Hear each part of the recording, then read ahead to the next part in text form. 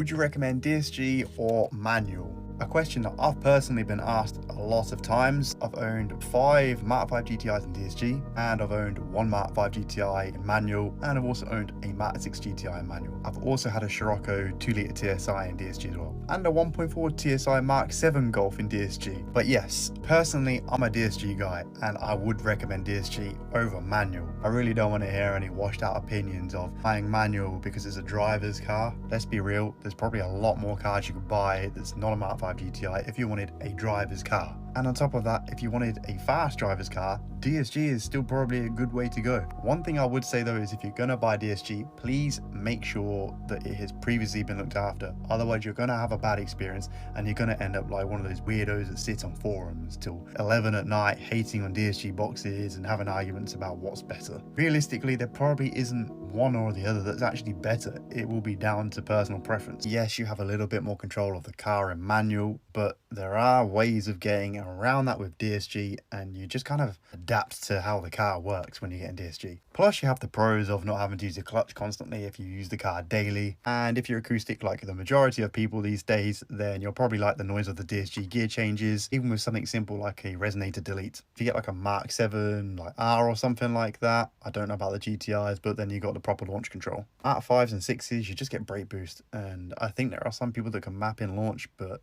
yeah, the brake boost is just not great. So to conclude this, yes, I would recommend DSG.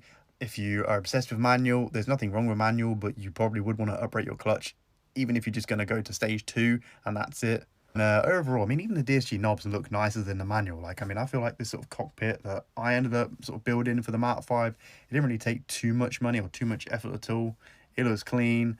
The paddles are a nice little acoustic touch as well. If you want me to answer anything else, whether it's about Mark 5s or if you want me to maybe review someone's car, give them my opinion on something, then just drop something in the comments and let me know.